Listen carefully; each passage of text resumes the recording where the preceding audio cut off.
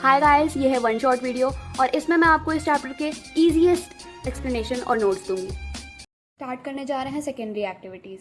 Secondary activities आपको सीधा सीधा ये देखना है कि इसकी डेफिनेशन क्या है। Adds value to natural resources, बात खत्म। ये जो सेकेंडरी एक्टिविटीज़ होती हैं वो नेचुरल रिसोर्सेज में वैल्यू ऐड करती हैं। जैसे it converts raw material into valuable products. ये हो गई इसकी डेफिनेशन। और अब सेकेंडरी एक्टिविटीज़ में आ जाता है आपका मैन्युफैक्चरिंग, और इसमें आता है mass production, application of power और स्पेशलाइज्ड लेबर। अब मैन्युफैक्चरिंग जो होता है it can be done by modern power as well as machinery. यहाँ पे देखेंगे सेकेंडरी एक्टिविटीज़ में आता है एक क्राफ्ट मेथड और मास प्रोडक्शन। क्राफ्ट मेथड में क्या होता है, मैं आपको एग्जांपल देती हूँ एक केक का। आप केक को ऑर्डर करते हैं तब आपका केक आता है। Produce only few pieces which are made to order, और इसीलिए उसकी कॉस्ट जो होती है हाई होती है, कॉस्ट आर हाई। और उसी का अपोजिट आप ले लें तो मास प्रोडक्शन। मास प्रोडक्शन में मैं आपको एग्जांपल दूंगी इस पेन का। पेन जो होती है वो मार्केट में बल्क में आती है, तो इसलिए production of large quantities performing only one task repeatedly. Modern manufacturing पे, मॉडर्न टाइम्स की जो मैन्युफैक्चरिंग है उसमें सबसे मेन चीज़ कॉम्प्लेक्स मशीनरी टेक्नोलॉजी जिसका यूज़ होता है, जिसकी वजह से डिवीजन ऑफ लेबर होता है, और उसी की वजह से जो गुड्स होते हैं वो ज़्यादा से ज़्यादा क्वांटिटी में प्रोड्यूस होते हैं, लेस एफर्ट और लो कॉस्ट के साथ। तो अब हम देखेंगे मैन्युफैक्चरिंग की लोकेशन और उसकी रिक्वायरमेंट्स। तो पहली रिक्वायरमेंट है जहाँ पे प्रोडक्शन कॉस्ट जो हो वो कम से कम हो, मार्केट्स अच्छा खासा हो, और लेबर सप्लाई हो, और एनर्जी रिसोर्सेज के अगल बगल ही इंडस्ट्री हो, और ट्रांसपोर्ट फैसिलिटी जो हो वो अच्छी खासी हो, कम्युनिकेशन सप्लाई इजी हो, गवर्नमेंट पॉलिसीज अच्छी खासी हो, और हमें आसपास की इंडस्ट्री से बेनिफिट हो। और इस कॉन्सेप्ट को कहते हैं एग्लोमेरेशन इकोनॉमीज, जिसमें हमारी इंडस्ट्रीज को आसपास की इंडस्ट्रीज से बेनिफिट होता है।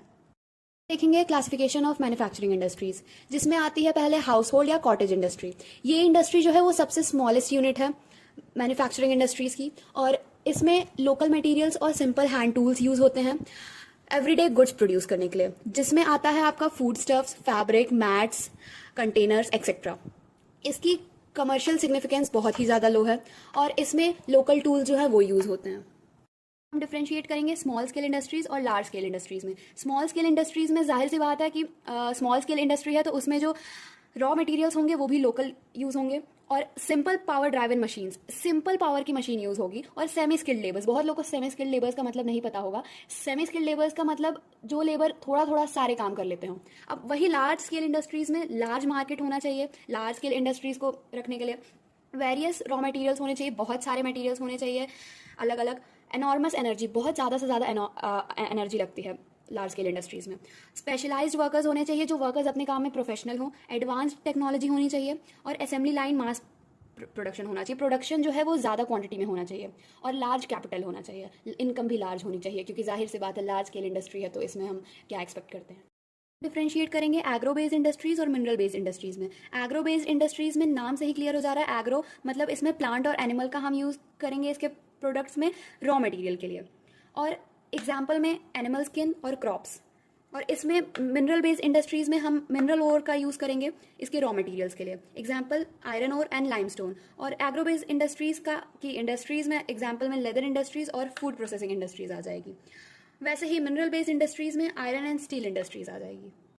अब हम डिफ्रेंशिएट करेंगे केमिकल बेस्ड, फॉरेस्ट बेस्ड और एनिमल बेस्ड इंडस्ट्रीज में। तो केमिकल बेस्ड में साफ सीधी बात है, रॉ मटेरियल जो होते हैं वो हमें वुड और कोल से मिलते हैं। वैसे ही फॉरेस्ट बेस्ड में हमें रॉ मटेरियल्स फॉरेस्ट से मिलते हैं, और एनिमल बेस्ड में हमें रॉ मटेरियल्स एनिमल से मिलते हैं। इसके एग्जांपल में हम लोग लिख देंगे मिनरल ऑयल, जिसको हम पेट्रोलियम भी कहते हैं। फॉरेस्ट बेस्ड में हम एग्जांपल में लिख देंगे would, bamboo, grass for paper. Animal based में हम लिख देंगे लेदर, वुड एंड टेक्सटाइल्स। और इसके केमिकल बेस्ड इंडस्ट्रीज में हम लोग लिख देंगे पेट्रोकेमिकल इंडस्ट्रीज। वैसे ही फॉरेस्ट बेस्ड में लिख देंगे रबर इंडस्ट्रीज, और एनिमल बेस्ड में लेदर इंडस्ट्री। अब हम क्लासिफाई करेंगे पब्लिक सेक्टर, प्राइवेट सेक्टर और जॉइंट सेक्टर में।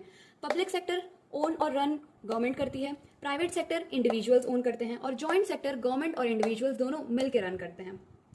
एग्जाम्पल में इसका आ जाएगा Hindustan aeronautics limited, private sector में Reliance industry limited, joint sector में मारुति उद्योग लिमिटेड। हम आ गए हैं अपने लास्ट सेकंड टॉपिक पे, जो है traditional large scale industrial regions, जिसमें हाई प्रोपोर्शन में एम्प्लॉयमेंट है मैन्युफैक्चरिंग इंडस्ट्रीज में, और जहाँ पे जगह बहुत कम है। और ये आज का हमारा चैप्टर खत्म है। ये हमारा लास्ट टॉपिक है, जो है differentiate iron and steel industry में और कॉटन एंड टेक्सटाइल इंडस्ट्रीज में। तो आयरन एंड स्टील इंडस्ट्रीज में पहला आता है ये मिनरल बेस्ड इंडस्ट्री है। वैसे ही cotton textile industry agro based industry है। ये रॉ मटेरियल प्रोवाइड करती है अदर इंडस्ट्री को, और कॉटन टेक्सटाइल इंडस्ट्री कॉटन को यूज करती है रॉ मटेरियल्स की तरह। इसका एग्जाम्पल है टाटा स्टील इन इंडिया और इसका एग्जाम्पल है अहमदाबाद इन इंडिया।